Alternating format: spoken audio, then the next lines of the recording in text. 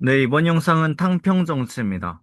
붕당 정치가 환국으로 인해서 성격이 변질되면서 이를 해결하기 위해서 등장하게 되는 것이 탕평 정치입니다. 탕평 정치는 두 명의 군주에 의해서 이끌어지게 되는데요. 첫 번째는 영조, 그리고 두 번째는 그의 손자였던 정조입니다. 그래서 이번 영상은 영조와 정조의 탕평 정치에 대해서 알아보도록 하겠습니다. 이 탕평이라고 하는 말은요, 원래 중국의 서경이라고 하는 책이 있는데, 이 서경에 나오는 말입니다. 정치가 치우침 없이 공평무사해야 한다는 뜻인데, 특히 탕이라고 하는 말은 쓸어버린다라는 의미가 담겨 있습니다.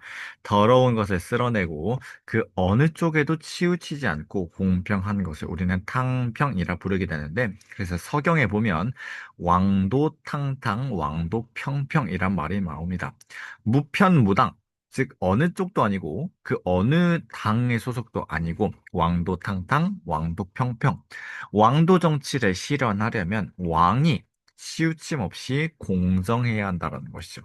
자, 여기서 알 수 있는 것은 이 탕평 정치란 말은 왕도, 즉 왕이 중심이 되는 정치를 한다라는 겁니다. 붕당 정치는 신하들이 왕을 모시면서 당파를 이루어서 정치를 이끌어 나가는 형태입니다. 그래서 신하들이 굉장히 중심이 되는 정치 형태가 붕당 정치입니다. 그래서 원래 중국에서는요, 이 붕당 정치가 임금을 두고 신하들끼리 당을 가르는 정치 형태이다라면서 굉장히 경멸했었던, 금기시했었던 정치 형태입니다. 그런데 조선에서 성리학이 독자적인 경로로 발전하면서 이 붕당 정치가 등장하게 되었는데, 탕평 정치는 본질적으로 왕권을 강화하는 정치 형태였기 때문에 이 붕당 정치를 억누르는데 굉장히 효과적이었다라고 할 수가 있겠습니다. 붕당 정치를 처음으로 제안했던 것은 바로 숙종입니다. 숙종 때 세 차례 환국을 거치면서 붕당 간의 싸움이 너무 격렬해졌고 붕당 정치의 원칙인 공존의 원칙도 깨졌기 때문입니다.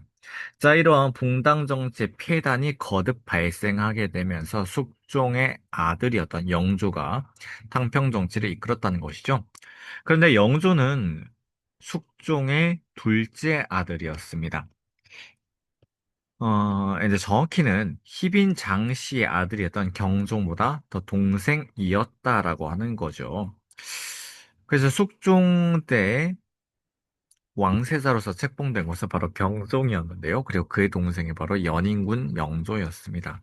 그런데 당시 신하들은 이 두 명의 왕자들 중에서 노로는 영조를 그리고 소로는 경종을 지지하면서 서로 다른 왕자를 지지하는 형태였습니다. 그리고 이 노론과 소론이 대립을 하고 있는 상황이었습니다. 자, 그런데 노론이 경종이 병약하다는 것을 핑계로 해서 영조를 왕세 제로 책봉해야 한다는 제안을 하게 됩니다. 근데 여기에 그치지 않고 왕세제인 연인군한테 대리청정을 맡겨야 한다는 주장까지 하게 됩니다. 자, 이것은 분명히 국왕, 경종의 왕위 계승권, 그리고 후사를 지명할 수 있는 권한을 넘보는 것이었기 때문에 왕권에 대한 도전으로 간주되었습니다. 바로 이러한 움직임을 주도했었던 것이 노론이었고, 이러한 노론의 움직임이 왕권에 도전하는 것이라고 여겼던 경종과 소론은 이 노론을 처벌하게 됩니다. 이게 바로 신임옥사라고 하는 건데, 자, 이렇게 경종 때에는 소론이 권력을 잡고 있는 형태였습니다. 그런데 경종이 워낙 허약한 체질이었던 탓에 일찍 죽게 되었다는 거죠. 그런데 이 경종이 죽는 과정에서 영조가 경종에게 감과 개장을 바치게 됩니다. 경종과 사이가 좋았던 이 동생 연인군이었기 때문에 형이 좀 좋은 음식을 먹고 기운을 차리기 바라는 마음으로 이런 음식을 올렸습니다만 경종은 이것을 먹고 기운을 곧 차리는 듯 했으나 얼마 가지 않아 사망하게 됩니다. 이것이 바로 경종의 죽음과 관련된 경종 독살설의 빌미입니다. 영조가 올린 음식을 먹고 경종이 사망을 했다. 자, 이걸 보고 소론 세력은요, 영조가 경종을 독살했다라고 여겼고, 그래 인해서 영조 초반에 소론이 중심이 되어서 영조의 왕권에 반대하는 이인주와의 난을 벌이기도 합니다. 이 이인주와의 난을 겪고 나서 영조는요, 이제 신하들이 노론, 소론, 남인 이렇게 나뉘어서 싸울 것이 아니라 왕권 아래 모여서 같이 정치를 이끌어 나가야 한다고 하는 탕평 정치를 본격화해야 된다라는 것을 느끼게 되었습니다. 그래서 영조는 붕당의 폐해가 굉장히 심하다는 것을 지적함으로써 공평무사한 정치를 이끌기 위해서는 탕평해야 된다라고 하는 것을 발표하게 됩니다. 이게 바로 영조의 탕평 정치입니다.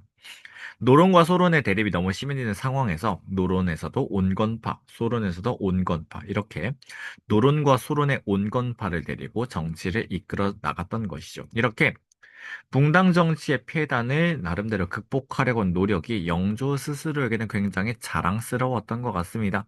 영조가 80세가 되었을 때 자신의 평생을 돌아보면서 본인이 잘한 업적 6가지를 스스로 꼽습니다.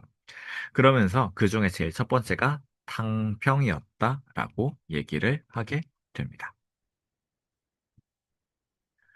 자, 그래서 이러한 개의 그림을 두고서 살인문을 지키는 것이 개의 임무일진데 어째서 이렇게 짓고 있는 것이냐라고 이렇게 묻는 시를 이 그림을 보고 지어주기도 하는데요. 당시 이렇게 마구마구 짓는 개의 모습이 서로 헐뜯었던 붕당의 모습과도 같다라고 비판하는 메시지를 보냈던 것이죠. 그래서 영조는 노론과 소론의 온건파를 데리고 탕평 정치를 이끌어 나가면서 여러 붕당이 아울러서 섞이는 형태로 탕평파를 육성해 나가게 됩니다. 자, 근데 다른 한편으로는 그 이전과는 달리 국왕의 탕평책에 동조하는 일부 신하들을 측근 세력으로 심었다라고 하는 성격도 갖고는 있습니다. 자, 이렇게 탕평파를 육성하게 된 영조는요, 붕당의 근원이었던 이러한 요소들을 뿌리 뽑기 위해서 살림의 권위는 부정하고 서원에 필요 없는 것들을 좀 정리를 하고, 그리고 붕당 간의 권력 다툼에서 반드시 차지하고자 했던 관직들, 특히 이조전랑의 인사권을 약화시킴으로써 붕당 정치의 폐단을 나름대로 극복하려고 합니다. 영조가 두 번째로 자랑스러워했던 것은 바로 균역입니다. 균역이라고 하는 것은 조선의 세 가지 세금제도 가운데 군역의 부담을 줄여준 것이었습니다. 군역의 부담이 당시에 백성들한테 꽤나 큰 부담으로 다가왔습니다. 따라서 이렇게 많은 군포 부담을 줄여주기 위해서는 군포를 두 필에서 한 필로 줄여주는 조치가 필요했다라는 것이죠. 이렇게 군포를 줄여주게 되니까 백성들 입장에서는 음, 백성들 입장에서는 나름대로 이제 부담이 줄었을 겁니다. 그런데 문제는 군포를 두 필에서 한 필로 줄였다. 이게 국가 재정의 관점에서 보면 재정의 절반이 날아갔다는 의미이기도 합니다. 물론 이제 군역에서 거두어들이는 재정, 그 부분의 재정의 절반이 날아가는 것이기도 합니다만, 어쨌든 국가 재정을 그 전과 같이 나름대로 충실하게 운영하려면 백성들한테 거두는 군포가 줄어든 만큼 다른 데서 좀 채워야 했을 겁니다. 그러면 가난한 백성들의 삥을 뜯기보다는 나름대로 좀 여유가 있는 사람들한테 세금을 더 거두는 방식이 나았을 겁니다. 자, 그러기 위해서 땅을 많이 가지고 있는 사람들의 대상으로 세금을 거두어야 하기 때문에 땅을 갖고 있는 사람들한테서 세금을 더 걷게 됩니다. 우리는 이것을 결작이라고 부르기도 하고요. 그리고 공명척, 납속과 같은 방법으로 관직을 산 사람들한테 선무군관이라고 하는 관호를 주고 이 사람들한테서 포를 더 걷습니다. 뿐만이 아니라 물고기를 많이 잡는 사람, 배를 갖고 있는 사람, 이런 사람들한테 어염선세를 거둠으로써 부족한 재정을 만회하려고 합니다. 자, 이렇게 백성들의 군포 부담을 전반적으로 줄여주면서 조금 여유 있는 사람들한테 조금 더 거두었던 세금, 우리는 이것을 균역세, 그리고 이것을 만든 법을 균역법이라고 부릅니다. 영조가 백성들의 마음까지 어우러주는 공평무사한 정치를 이끌었음을 잘 보여주는 사례입니다. 그래서 백성들의 부담은 줄었을 것이다. 자, 세 번째는 준천입니다. 준천은 청계천을 정비했다라고 하는 뜻인데요. 당시 청계천 주변에 굉장히 가난한 사람들이 살고 있었기 때문입니다. 농촌 사회에서 굉장히 빈부격차가 커져 가면서, 가난한 사람들이 도시로 향했다는 것이죠. 농촌을 떠나서 도시, 특히 한양으로 와서 살았는데, 청계천 주변에서 이 사람들이 대체로 살았습니다. 그러면 당시 신분이나 뭔가 이제 재산적인 여유에 따라서 살고 있던 곳이 달랐다라는 것을 우리가 잘 알 수가 있는데요. 대체로 양반은 북촌과 남촌에서 생활을 했고 중인들은 그 사이였던 중촌에서 생활을 했습니다. 그리고 가난한 사람들은 청계천 주변에서 살아갔다라고 하는 것이죠. 자, 그런데 이 청계천 주변에서 살아가다 보면 몇 가지 문제점이 있습니다. 이 청계천 주변에 판잣집과 같은 것을 짓고 나름대로 좀 비참한 생활을 했었던 이 빈민들은요. 청계천이 범람할 때마다 이제 집을 잃는 그런 일을 겪게 되었습니다. 자, 문제는 뭐냐면 상하수도가 발달하지 않았던 당시에 청계천은 서울 사람들의 생활 용수를 공급하는 곳이었다라고 하는 얘기입니다. 근데 어, 밥 짓는 물, 뭐 빨래하는 물 이런 것을 길어오기도 했지만 다른 한편으로는요. 분변과 같은 이런 생활 오수를 처리하는 곳이기도 했습니다. 따라서 빈민들은 홍수가 발생해서 청계천이 범람할 때마다 그러한 오수의 피해를 겪게 되었다라고 하는 것이죠. 이러한 어려운 백성들의 생활을 어루만져 주기 위해서 청계천 바닥을 더욱더 깊이 파서 청계천의 범람을 방지하려고 하는 그런 대규모 공공근로사업을 벌이게 됩니다. 이게 바로 청계천 정비사업, 즉 준천입니다. 자, 이렇게 영조는요, 강력한 왕권을 발휘하기 위해서 탕평책을 펼쳤고요. 그것은 탕평파를 육성하고 이조전랑의 인사권을 약화하는 방향으로, 또한 붕당의 근거지인 서원을 대폭 정리하는 방향으로 이루어졌습니다. 이렇게 강화된 왕권을 바탕으로 해서 영조는 다양한 개혁을 추진하게 되는데요. 균역법을 실시해서 군포 부담을 반감해주는 한편, 가혹한 형벌도 금지하면서 사형수에 대해서는 삼심제를 실시하기도 하고요. 그리고 백성들이 억울한 일이 있을 때마다 신문고를 칠 수 있도록 이 제도를 부활시키기도 했습니다. 또한 청계천을 정비했다라고 얘기했었죠. 또 다른 한편으로는요, 경국대전이 만들어진 지 굉장히 시간이 많이 흘렀기 때문에 조선 전기의 법전을 그대로 당시 사회에 적용할 수가 없었습니다. 따라서 새롭게 당시 기준에 비추어서 새로운 법전을 만들게 됩니다. 이게 바로 경국대전의 중요한 조항들 중 이제 당시 기준에 맞추어서 수정한 속대전이라는 법입니다. 국조 오례의를 수정한 속오례의와 같은 것들도 만들게 됩니다. 자, 이런 것들이 전부 다 국왕의 권한을 강화시키기 위한 탕평책의 커다란 방향에서 이루어진 것들이더라. 자, 이런 영조는 66세가 되었을 때 새로운 중전을 맞이하게 됩니다. 이게 바로 15세 왕비 정순왕후 김씨인데요. 이 정순왕후 김씨가 들어와 있는 상황에서 아들 사도세자와의 갈등이 더욱더 깊어져만 갔습니다. 영조는 교육열이 굉장히 강한 아버지였어요. 사도세자는 무인 기질이 다분한 사람이었는데 이 사도세자를 앉혀놓고 공부를 시키는 한편, 어, 이 사도세자를 서서히 압박해 나가게 됩니다. 그래서 사도세자가 서서히 비행을 저지르는 가운데 또 사도세자 입장에서는 이 새어머니의 존재가 굉장히 부담이 되었던 것 같습니다. 본인보다 어린 어머니였으니까요.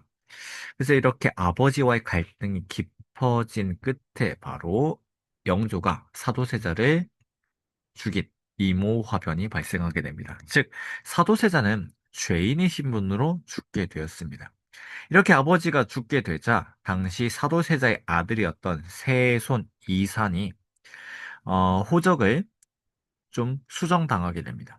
영조는 세손에게 왕위를 물려주기 위해서는 사도세자의 아들로 입적해 있는 것보다는 이미 먼저 죽었던 효장세자의 아들로 세손을 입적시키는 것이 좋았습니다. 왜냐하면 정조가 사도세자의 아들로서 왕으로 즉위하게 되면 죄인의 아들로서 왕이 되는 것이었죠.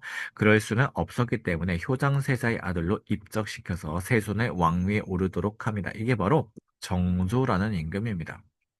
그래서 정조는요, 즉위하면서 본인의 친아버지는 사도세자이지만 본인의 법적인 아버지는 효장세자이다. 그리고 이런 처분을 내린 할아버지 영조의 선택을 존중하겠다라는 선언을 합니다. 자, 하지만 사도세자를 계속 죄인의 신분으로 두는 것이 친아들 정조의 본 마음은 아니었습니다.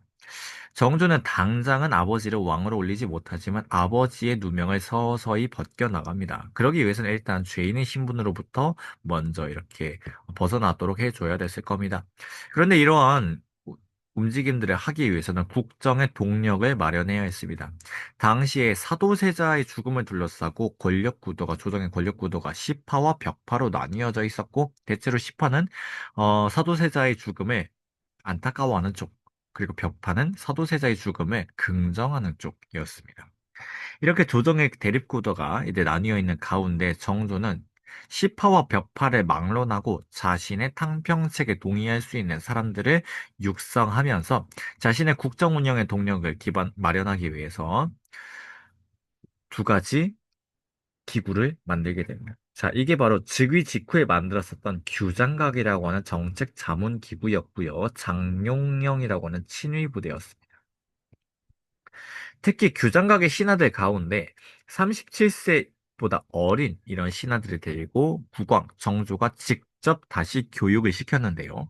이러한 제도를 우리는 초계문신 제도라고 부르게 됩니다. 이렇게 젊고 유능한 관리들을 길러냈고, 또한 서울 출신들, 양반이 아닌 이 서울 출신의 중인들을 규장각의 검서관으로 등용해서 양반, 중인, 평민까지 아우르는 통합된 왕국 조선을 이들 이끌어 나가려고 합니다.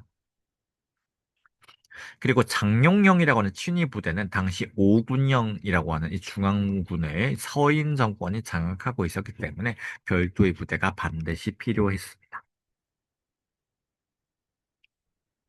자, 규장각의 모습이고요. 장룡령입니다. 자, 또한 이제 아버지를 기릴 수 있는 새로운 도시를 만들기로 합니다. 자, 이게 바로 수원 지역입니다.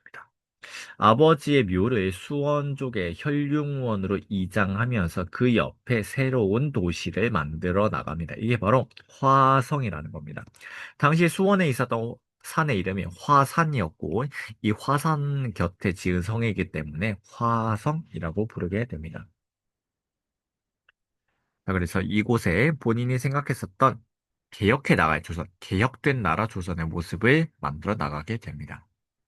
그리고 이러한 화성을 지을 때 정약용이 설계한 거중기를 이용하기도 합니다. 자, 이렇게 화성이 완성이 되었습니다. 그리고 정조는 화성으로 행차할 때마다 백성들의 목소리를 들었는데요.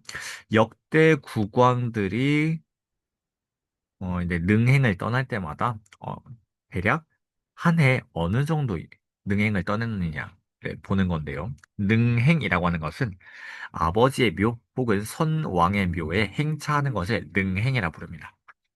근데 정조는 한 해 두세 번 갈 정도로 굉장히 효심이 깊은 왕이었다는 것이죠. 이렇게 아버지와 어머니를 잘 모셨을 뿐만이 아니라 백성들의 목소리도 잘 들어주었습니다. 할아버지 영조가 신문고 제도를 부활했다면 그의 손자였던 정조는 그 전까지 백성들이 왕의 행행이 있을 때마다 했었던 상언과 격쟁을 조금 더 적극적으로 들어줍니다. 여기서 상언이라고 하는 것은 백성들이 글을 지어서 본인들의 억울함을 직접 왕한테 보고를 올리는 것을 말합니다. 그런데 이것은 글을 잘 아는 백성이어야 가능한 것이었겠죠. 따라서 글을 모르는 백성들은 꽹과리를 들고 국왕이 지나가는 이 길 옆에 기다리고 있다가 국왕의 행렬이 지나가면 그때 꽹과리를 마구마구 칩니다. 그러면 국왕의 관심을 사게 되겠죠. 자, 이렇게 국왕한테 본인이 억울한 일이 있다라고 호소함으로써 왕한테 직접 보고를 올렸던 이런 방식을 격책, 즉 꽹과리를 두드리기라고 부르게 됩니다. 자, 이게 바로 정조의 탕평 정치입니다. 영조가 급진파는 배제하고 온건파만을 중심으로 이끌어 나갔다면 정조의 탕평 정치는 급진파까지 아우르려고 하는 정치였기 때문에 조금 더 적극적이고 조금 더 준론에 가까운 것이었습니다. 자, 그리고 본인의 개혁의 동력을 마련하기 위해서 측근 기구였던 규장각 그리고 장룡령을 마련했고요. 수원 화성도 건설했습니다. 자, 그러면서 할아버지 영조가 속대전을 만들었듯이 본인은 대전통편이라고 하는 법전을 만들어서 경국대전을 한 번 더 수정해 주게 됩니다. 그리고 당시까지 청나라와 나누었었던 외교 문서를 정리해서 동문회고를 만들기도 합니다. 자, 그런데 당시에는 조선에서 경제가 굉장히 발달하면서 상품화폐 경제가 발달했습니다. 당시 종로 일대는요, 육의전이라고 하는 시전 상인들이 있었습니다. 시전이라고 하는 것은 서울에 있었던 상점들의 시전이라 부르게 되는데요. 이 시전들은요, 본인들이 팔고 취급하는 물건을 본인들 이외에는 팔 수 없도록 허용받는 특권을 갖고 있었습니다. 자, 이렇게 특정 물품에 대한 독점적인 판매권을 갖고 있었기 때문에 그 물건들을 다른 상인들이 팔려고 했을 때 이를 단속하고 처벌할 수 있는 권한까지 갖고 있었습니다. 자, 이를 난전 행위를 금하는 권한이라고 해서 금난전권이라 부르게 되는데요. 당시 시전 상인들이 갖고 있었던 독점적인 물건 판매권을 가리키게 됩니다. 자, 하지만 이렇게 독점적인 물건 판매권을 갖고 있었기 때문에 이 시전 상인들이 한성 내의 물건 가격을 쥐락펴락하는 독과점의 피해가 나타났던 것이죠. 박지원이 쓴 허생전이라는 소설에 이런 모습들이 잘 나타나 있는데요. 당시에 독과점의 폐해, 즉 도고상업의 출현이 굉장히 문제시 되고 있었습니다. 물가가 굉장히 올랐다라고 하는 것이죠. 이렇게 물가가 올라서 일반 백성들의 삶이 힘들어지게 되니까 정조는 이를 단속할 필요성을 느끼게 되었습니다. 그래서 딱 6개 상점, 육의전을 제외한 대부분의 시전 상인들이 갖고 있었던 금난전권을 폐하고 자유로운 상업활동을 허용해주게 됩니다. 이게 바로 정조가 시전 상인의 특권을 축소하고 자유로운 상업활동을 보장했었던 신의 통공이라고 하는 겁니다. 신의 통공. 그래서 어, 이런 상인들과 또 생산자들이 상품을 자유롭게 거래할 수 있었습니다. 이런 정조는요, 1804년이 되면 아들이었던 순조한테 왕위를 물려주고 서울은 순조가, 화성은 본인이 이렇게 있을 생각이었습니다. 이게 바로 1804년에 본인이 상왕이 되려고 하는 구상이었는데요. 그런데 정조는 본인이 생각했던 것보다 훨씬 일찍 죽고 맙니다. 그러다 보니까 순조가 나이 어린 상태로 11세의 나이로 왕이 되었는데요. 이렇게 어린 왕이 즉위하다 보니까 나라를 제대로 이끌어가기가 힘들었습니다. 그래서 정조는 죽으면서 자신의 최측근이었던 시파 대신 김조순한테 아들을 맡기게 됩니다. 자, 이게 바로 세도 정치입니다. 왕실과 혼인 관계를 맺었던 일부 집안이 국왕으로부터 권력을 넘겨받아서 권력을 사유화하는 정치 형태, 우린 이것을 세도 정치라 부르게 되고요. 당시 순조의 장인어른이었던 안동김 씨의 김조순이 권력을 쥐게 되면서 순조가 즉위한 1800년부터 고종이 즉위했었던 1863년까지 60여 년 동안 3대에 걸쳐서 세도 정치가 나타나게 됩니다. 네, 그러면 이번 영상에서는요, 탕평 정치의 전개에 대해서 살펴봤습니다. 우리 다음 영상에서는요, 세도 정치의 전개에 대해서 살펴보도록 하겠습니다.